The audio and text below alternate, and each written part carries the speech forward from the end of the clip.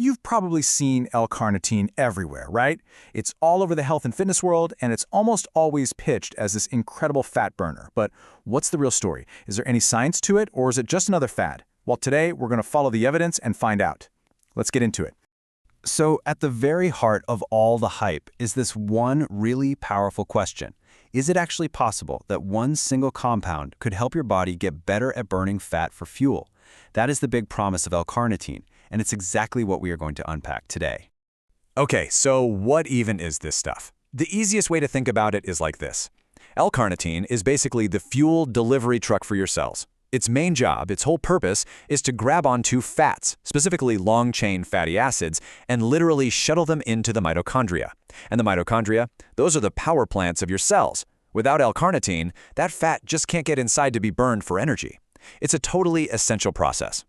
Now, because of that whole fat delivery truck job, the number one claim you're always going to hear is that L-Carnitine is great for weight loss. So does the science actually back that up? Let's take a look at a major scientific review and see what it says.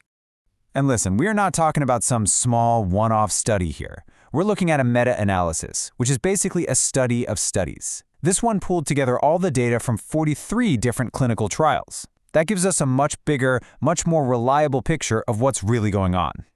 So, the big reveal. What did they find? Well, on average, the people who were supplementing with L-Carnitine lost an extra 1.13 kilograms. That's about 2.5 pounds.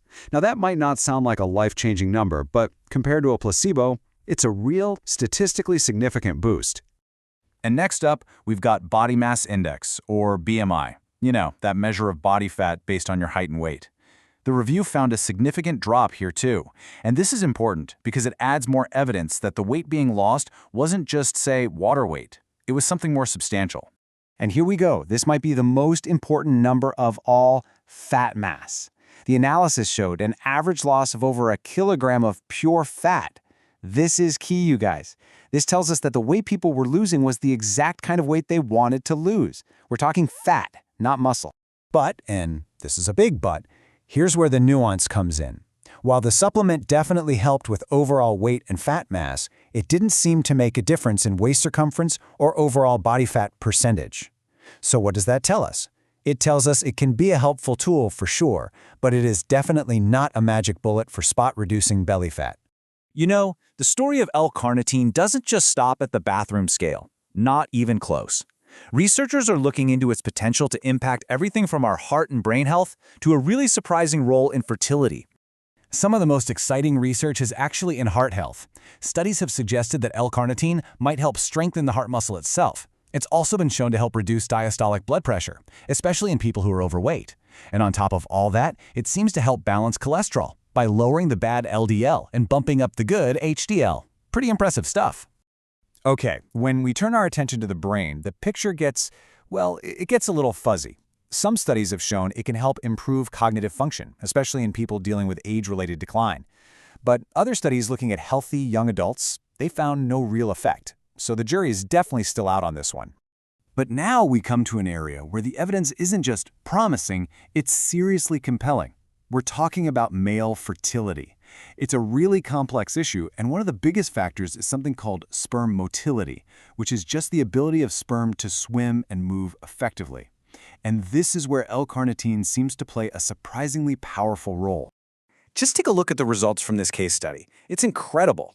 Before taking L-Carnitine, the patient's progressive sperm motility was down at 15%. 3 months later, it shot up to 50%. His sperm count nearly doubled, and the percentage of normally shaped sperm more than doubled. For someone trying to start a family, numbers like these can be absolutely life-changing. So with all this potential, you're probably asking two very practical questions, right? Where do you even get this stuff, and is it safe? Let's run through the practical guide. First off, it's pretty cool to know that your body can actually make its own L-Carnitine. But that only covers about a quarter of what you need. The vast majority, about 75% of it, is designed to come from the food you eat. Now get this, because this is where it gets really interesting. Your body is incredibly good at absorbing carnitine from food. We're talking up to 87% efficiency. But if you take it as a supplement, whoa, that absorption rate plummets, down to as low as 14%. That's a huge difference and a really powerful argument for a food-first approach. So if food is the way to go, what should you be eating? Well, animal products are by far the richest sources. Beef is at the top of the list, but pork, milk, and chicken also pack a pretty good punch. And this actually explains why vegetarians and vegans often have naturally lower levels of L-carnitine in their bodies. And what about safety? Well, the general consensus is that doses of 2 grams or less per day are well tolerated by most people. Some might get some mild side effects, like an upset stomach or a little indigestion, but serious problems are pretty rare at these common doses. However, there is one important word of caution we need to talk about. Certain gut bacteria can turn carnitine into a compound called TMAO. And the problem is that at high levels, TMAO has been linked to an increased risk of atherosclerosis. That's the hardening and clogging of your arteries. It's just something to be aware of, especially if you're thinking about long-term, high-dose supplementation. All right, we have covered a lot of ground here, from weight loss to heart health to fertility. So, after looking at all this evidence, what's the final takeaway? Let's bring it all together. The science really suggests that L-carnitine isn't some kind of a one-size-fits-all miracle supplement. The groups that seem to benefit the most are actually pretty specific. People who are looking for a modest boost in their weight loss journey, men who are dealing with those specific fertility issues, and folks on plant-based diets who might not be getting enough from their food. And all of this brings us to the final question, and this one is for you. Based on the science, is L-carnitine a targeted tool that could help you with a specific health goal, or is it really just another bottle in an already crowded supplement market? As we've seen today, the answer really depends on who you are and what you're trying to achieve. Thanks for digging into the science with us.